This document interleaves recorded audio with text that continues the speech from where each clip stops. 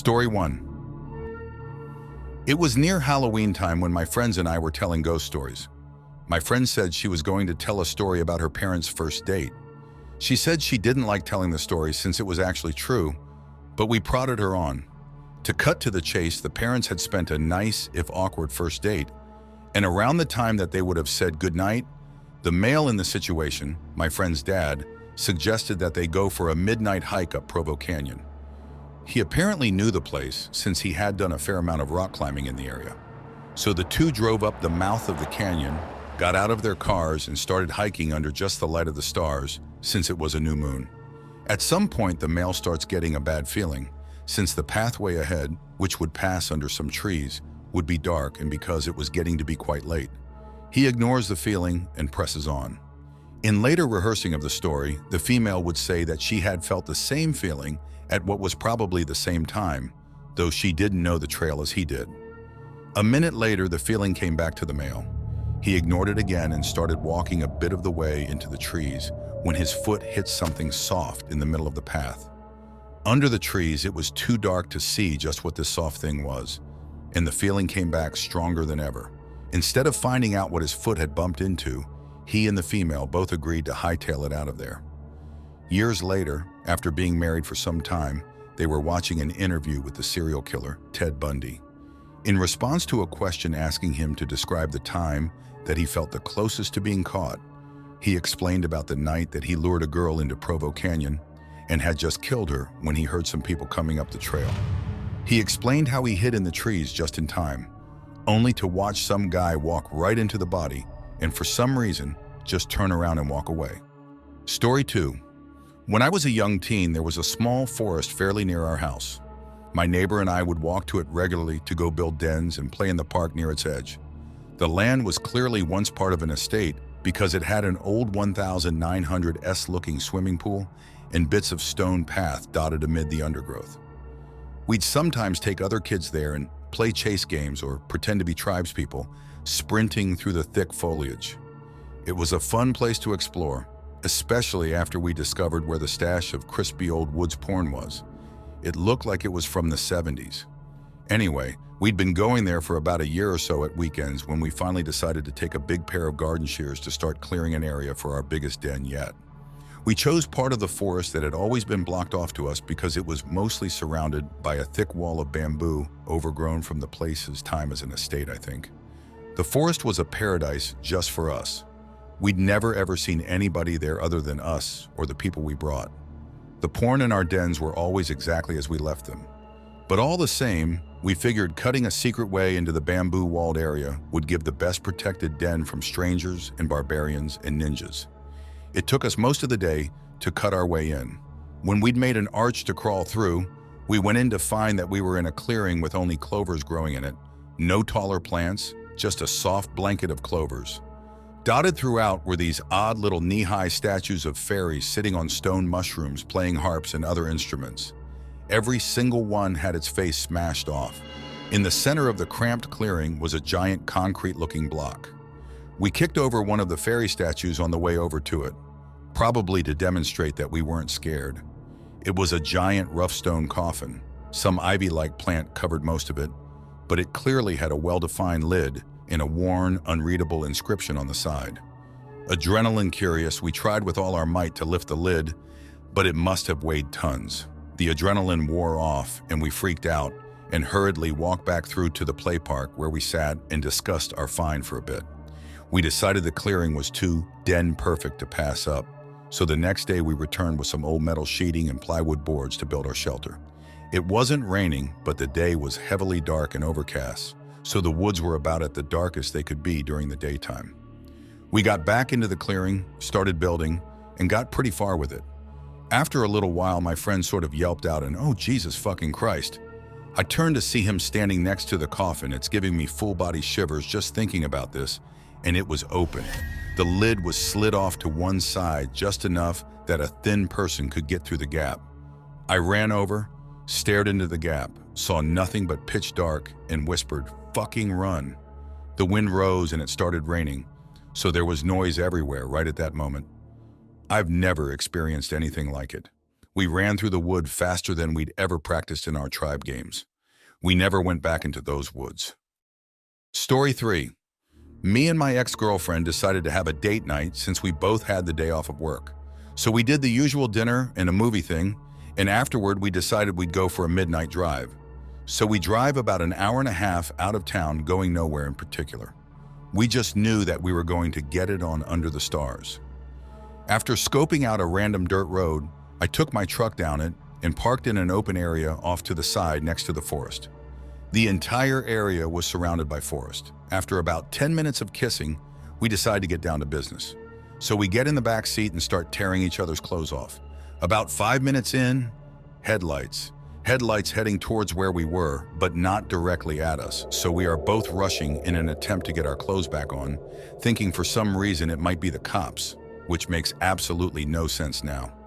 My pants are nowhere to be found, and neither is her shirt. Now keep in mind that the closest house to the road we were on is probably 30 minutes away. We kept fumbling looking for our clothing, and eventually found it and struggled to get them back on.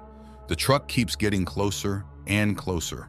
But like I said, not directly at us, until we finally realize it's not somebody coming to yell at us to get off their property or the cops. In fact, they can't even tell we're there because my truck is black and I'm parked almost into the thick forest area. Finally, an old beat-up F-150 parks his truck about 50 feet from us, leaves his truck running and gets out.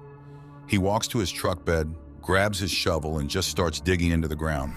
He did this for a good 30 to 40 minutes while we just sat there in silence, afraid to move or speak on the off chance he heard us. He stops digging and lifts something out of the ground. It was a decent-sized object, but it was too dark to see exactly what it was. Picks it up, places it in his truck bed, goes back for the shovel, places that in the truck bed as well, and drives off into the night. Me and my girlfriend decided it would be best to wait another 20 minutes before we even started the truck. To this day, I have no idea what it could have been, but I really hope it was, at worst, drugs. Story 4. We have a family cabin in the middle of nowhere, on a small lake with 2 other cabins, surrounded by forested areas and flatlands both. About 2 miles away from the cabin and across the dirt road is a wildlife reserve. As kids, we walked through there all the time, had the opposite of helicopter parents. After about 30 minutes of walking straight into these woods there used to be, collection of abandoned houses, an old settlement. We went exploring and found that the people who used to live there had just up and left. In each house, still dishes on the tables, clothing in the closets, cars parked in the clearings, and all the trappings for horses in the barns. In one house, the floor had caved in, and there were about 40 pairs of women's shoes scattered around the hole in the middle. No bones though. Animal or human, nothing. We decided to stay away from the second floors of the houses. After we saw that, we figured they'd be structurally unsound. A skeletal tree house is in the middle of the clearing. After we told my parents, my dad wanted to come and look too. In one of the houses, we found a bedroom, fully intact. The sheets were still on the beds. The pillow still had the indentation of a head on it. But everything was covered in a thick layer of dirt, and the dust on the floors only had our footprints in it. At the foot of the bed was this stunning, enormous gray fur coat. There were a few moth holes chewed in it, and it was as dirty as everything else. But when we inspected it, we knew it was real fur, likely wolf or silver fox. It was gorgeous. Dad decided he was going to bring it back and clean it up and see if he could have it remade for my mom. Dad was a thrifty guy, haha. As we were leaving, I got a chill on the back of my neck. And about 60 yards from the house, turned around and saw an old woman glaring at us from the window of the second floor. She had her hair in a loose bun and was wearing a blue shawl on her shoulders over a cream-colored blouse. I immediately felt super guilty. I grabbed my dad, who was about 10 yards ahead of me, and told him we had better put the coat back because the woman was still living there and we had probably scared her, and she looked pissed. We turned back around and I pointed to the window. I saw her glaring at us. No one was there. I said she must have gone downstairs, and as we approached the house, still carrying the stupid coat, one of the windows in another house suddenly slammed shut. I fucking ran as fast as I could into the woods. Dad, being dad, stayed behind and started yelling for the lady to come out. He was sorry, etc. Went upstairs, but no one was there. Dust on the floor was undisturbed. Then he started up and dropped the coat in a big hurry, and we beat it back to the road as fast as we could. About 5 years later, the government demolished the whole thing. Story 5. I was 13 at my grandfather's hunting camp. My uncle had just bought a new hunting camera and wanted to test it out, so he set it up out in the woods. I got the brilliant idea to go up in the woods with my 2 other cousins and moon it. So when he checked the card instead of wildlife, he would have seen some ass cheeks. Hilarious to a 13-year-old's mind, and after some convincing, my other 2 cousins were in. But we had to go under the cover of darkness. So we set our alarms for 3 a.m. and passed out. By 3:15, we all sneak outside, throw on our headlamps, and start walking. We know the camera is about a mile away. The trail goes over 2 pretty big hills, and the camera is in a valley on the far side of the second hill. We start walking as normal, and everything is good. The excitement starts building, and we're pretty giddy that we are pulling this glorious prank. After a few minutes of brisk walking, we get to the top of the second hill. My older cousin, who knows the area more than me, stops as he gets to the top. As I make my way to the top, I see why. Off in the distance, about 400 yards, is a spotlight. Its bluish-white color illuminates nearly half of the hill it's pointing at. This thing was crazy bright. By this time, all 3 of us were looking at the light, and my older cousin told us to turn off our headlamps. We stand there in silence. I, being the 13-year-old pussy I was, started to get freaked out. Aliens are the first thing that comes to my mind, and I tell him we have to leave. I turn on my headlamp and turn around about to head back to the campsite. As soon as I turn my light back on, the super bright blue light starts to slowly turn and stops right on us. No bobbing or movement from the light besides just a slow, consist not pan right over to us. At that point, I nope the fuck out, with my cousins right behind. I get inside and go straight to bed, pretty much freaking out. Flash forward to the next morning, all 3 of us go back to the same spot and then proceed to go to where we thought the light would have been, and there was nothing there. No boot marks, no light, no nothing. To this day, still have no idea. Story 6. My girlfriend and a friend of ours went camping once up in Golden Ears Park. Once we arrived, we noticed along with one other camper, we were the only campers there for the weekend. As we walked throughout the park to take in our surroundings, we noticed a campsite fully stocked with tents, coolers, and camping chairs. It was like a photo from a magazine. We figured they left to grab supplies and thought nothing of it. But after a couple of days and no activity at the campsite, my girlfriend and her friend went to further investigate. What they came across next was something super strange. Coolers were full of rotten food and rusty knives. The tent looked pristine until you got close enough to smell it. The linger of urine, cat food, and mold overtook all of your senses. They shook the tent to make sure no one was inside when no one answered. They entered.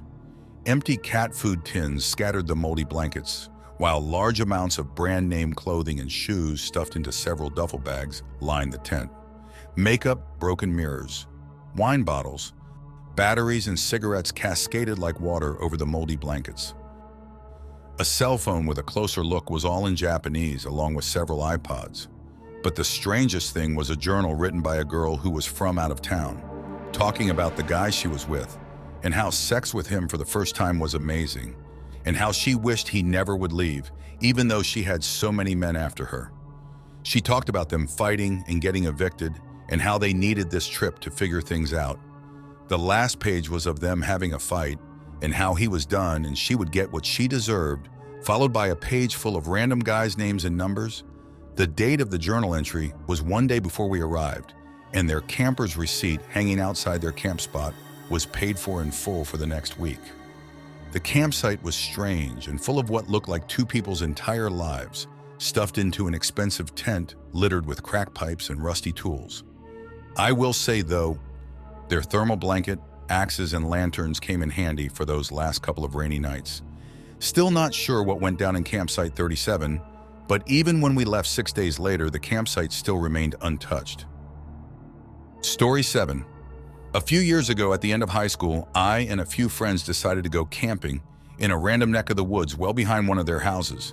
A good way up this mountain and far enough from the other homes so that they wouldn't go nuts and call the cops or anything after they saw us carrying tools into the woods. So we all found a spot to stay and set up. though the floor of the forest was angled up because of it being on a mountain. Me and one guy stayed for now to chop up some firewood, while the others went back down to grab food and drinks in the tent's chairs. Two weird things happened here, one really weird and one extremely weird. Here's the first.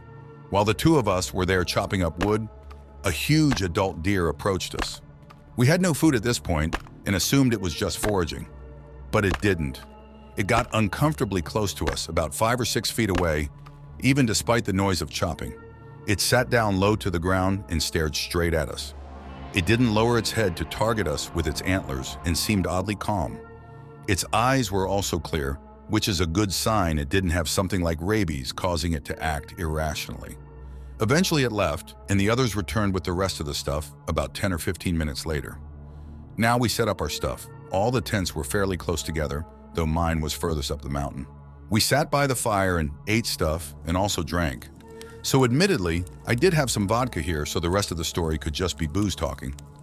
Eventually, we put out the flames and went to our tents. It was pretty cold, so I had trouble sleeping, despite being in a sleeping bag. And then the second thing happened. I heard this weird sound, kind of like this. My head was at the end of my tent pointed up the mountain. I heard something else, extremely strange.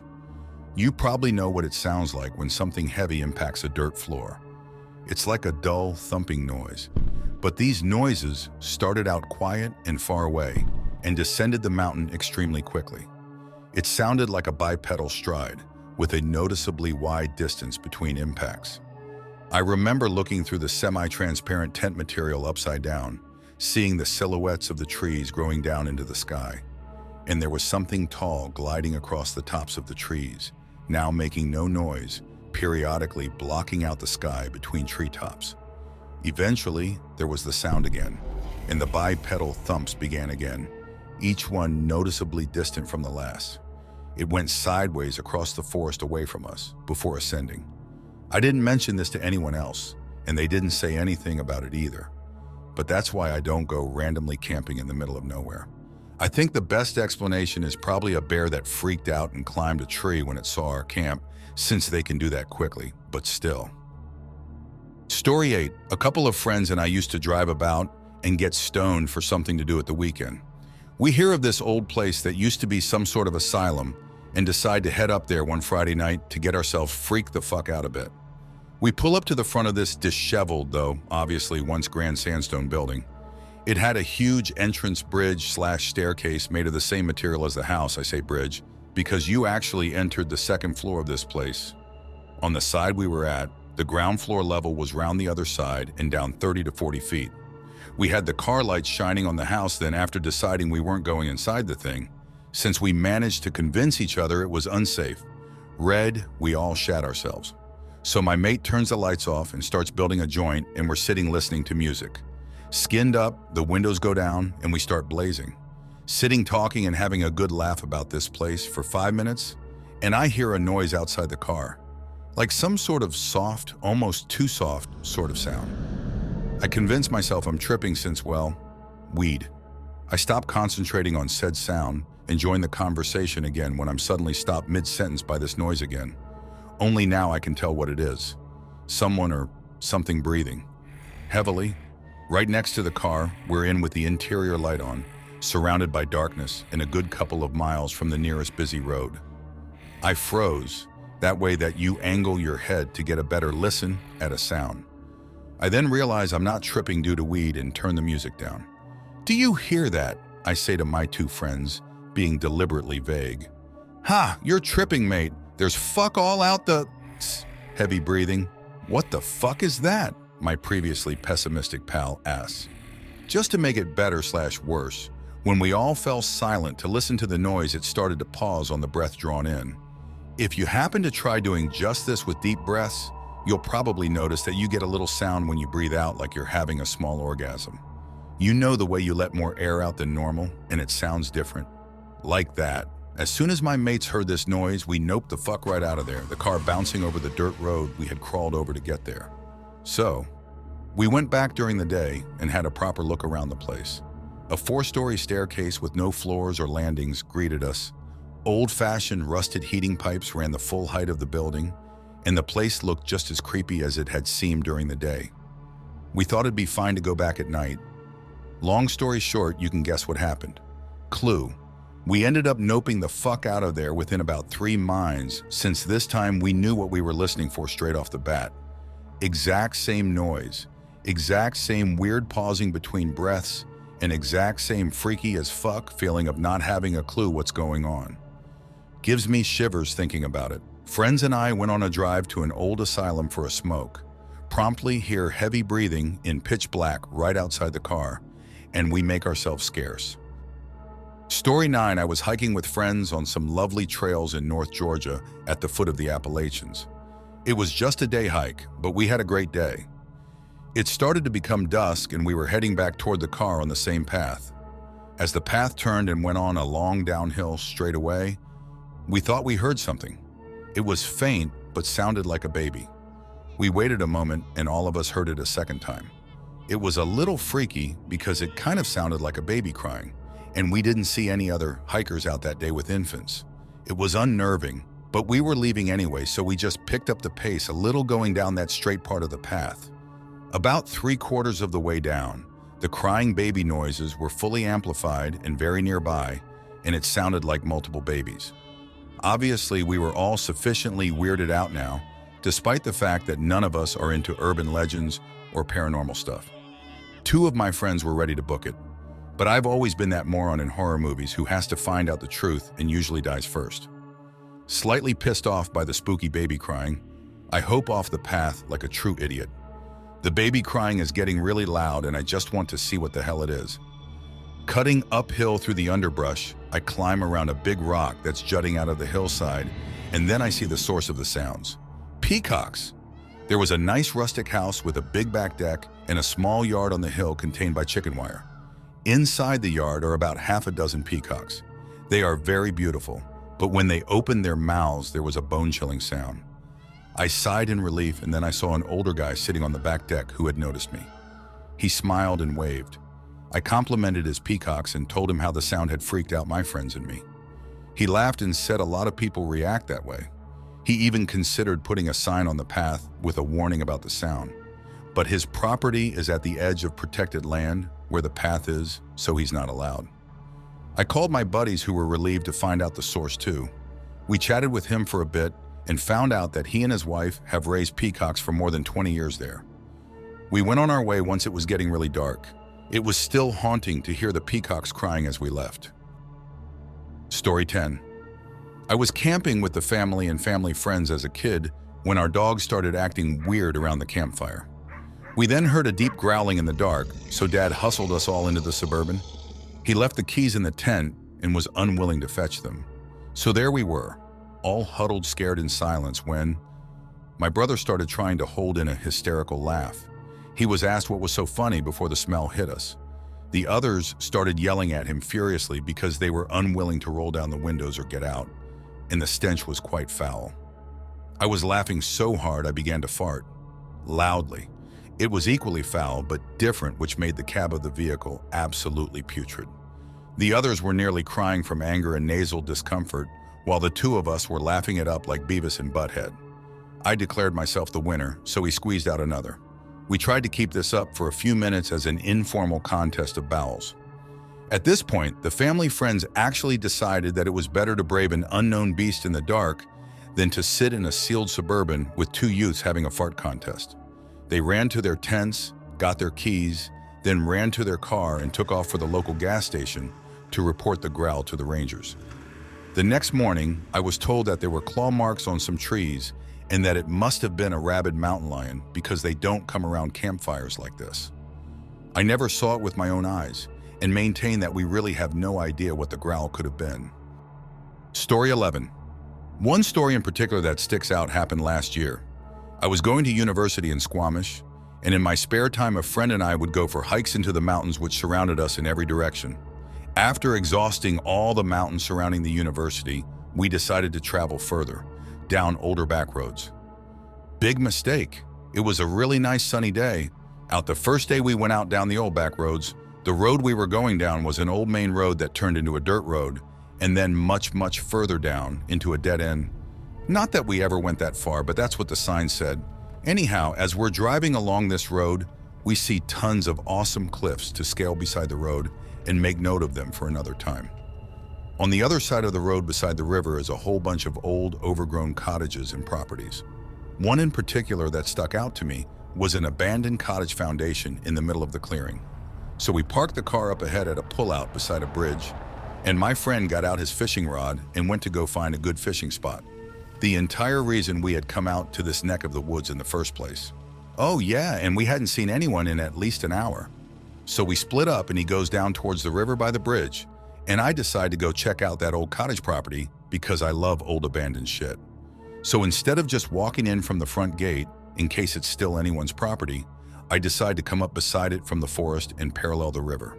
Not even 200 yards into the bush, I get an eerie feeling, and the next thing I know, I've stumbled upon an overgrown clearing with what looks like really old deer bones and spines nailed to the trees, and in the middle of the clearing, a large, open, pre-dug human-sized grave, which looks like it's been there for at least 10 years.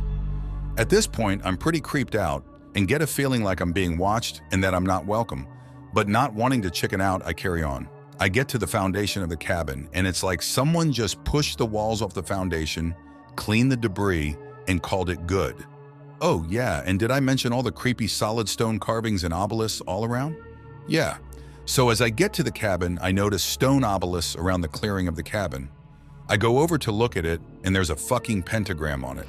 At this point, I'm noping out pretty good, but there's a giant stone bowl on a stone pedestal and multiple other obelisks scattered about that look interesting. As I'm treading through the bush to get to the other obelisks, I look down in front of me and see branches on the ground laid over the top of each other, covering a big pit, just like something out of a movie. At that point, I noped out of there and ran back along the main road, only to meet my friend at the car, who was equally freaked out after getting the same feeling of being watched and getting chased by a giant mangy dog which came out of nowhere. As if all this isn't bad enough, we went back to this same area another time and found 2 abandoned campsites with sleeping bags and pots and pans and everything still there in the same vicinity. Creepy. Story 12. Not even 2 months ago, my wife and I were on vacation. She is an accountant and I'm an automotive technician. We both planned this vacation around our schedule. We always wanted to take a coast-to-coast road trip. She and I both enjoy road trips more than flying. It's adventurous and you're never sure what sights you're going to come across on the way. What we ended up seeing was one of the most frightening things I've ever experienced. We had been on the road for 6 days since we left South Carolina, where we live. We had made our way through Tennessee, Texas, and New Mexico, and then we headed up north towards the Pacific Northwest. We were currently in Oregon, making our way to the ocean. To make things fun, we had set rules for the trip. One of them involved sleeping arrangements. We had decided that we would stay only at motels if they were available when we felt like stopping to rest. No reservations. If we didn't find a motel or couldn't get a room, then we would camp off the highway. We were on a lonely interstate and decided it was time to pull over and find a place to camp. We couldn't find a suitable place right off the interstate, so we decided to take a turn on the next rural road we found, as long as it wasn't obviously private property. After about 15 minutes of looking for a suitable turnoff, we found one. It was a gravel road that led back into the woods and seemed to end when it turned into a trail that only a 4x4 could make it through. We pulled the vehicle off to the side of the gravel road and got our camping gear out as the sun began to go down. We had a small 3-person tent, sleeping bags, backpacks with necessities, and for protection, I almost always brought my pistol with me. I had a nice old Colt 1911 that my father had purchased after his time in Vietnam. He said he loved that weapon because it saved his life and he would never trust his life to any other pistol. So that kind of testimonial was good enough to tell me that the 1911 was the only pistol for me too. Our usual routine is to pick the best direction from the Jeep, 1997 Jeep Grand Cherokee, and head in that one direction until we find a suitable clearing. That way we knew that if we headed exactly north to get to the campgrounds, then we only had to head south to make it back to the Jeep. Saves us from getting lost or needing a map. So we walked about 20 minutes through the woods until we found a nice clearing about 50x50, where we began to set up the tent. It was getting dark by then, so she began to start a small campfire as I finished setting up. By the time I was done, she had the fire going, and we sat down on the ground, laid back against our backpacks, and just enjoyed the cool night air. We were both really enjoying this time together. Work had us both really stressed out, and we really needed this break. About 2 hours into sitting there and chatting about whatever came to mind, we heard something in the distance. At first, I thought it was a tree falling down, like an old one that had rotted and just collapsed.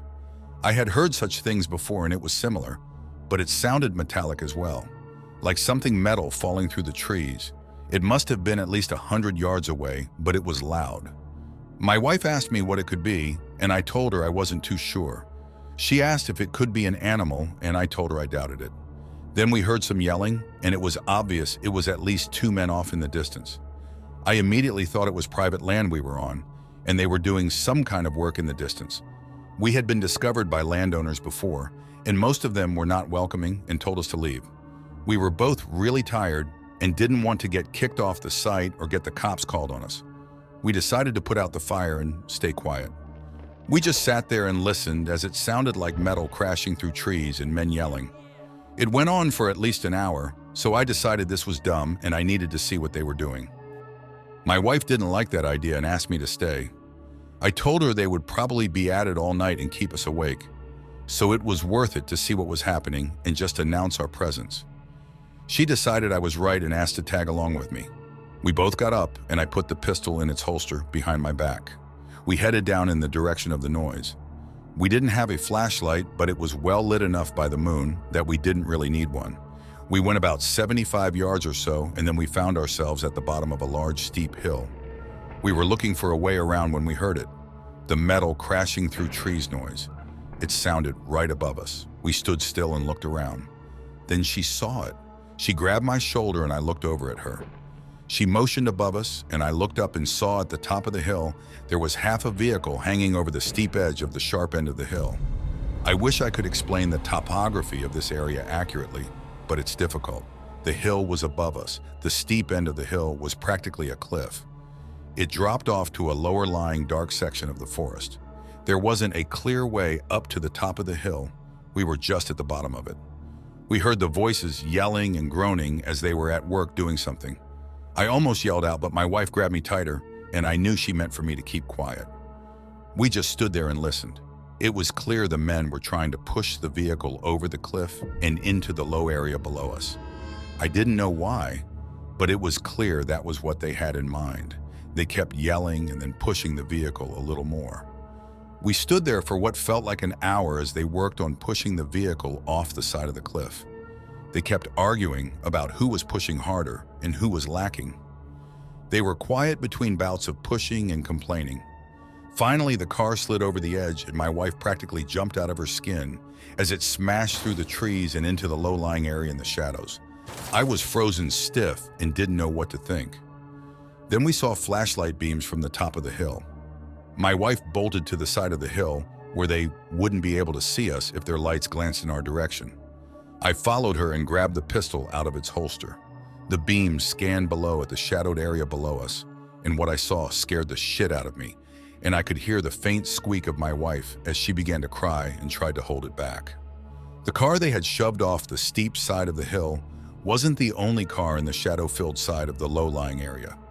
There were at least 3 other cars down there that I could see. Each one was full of things. Not trash, just things.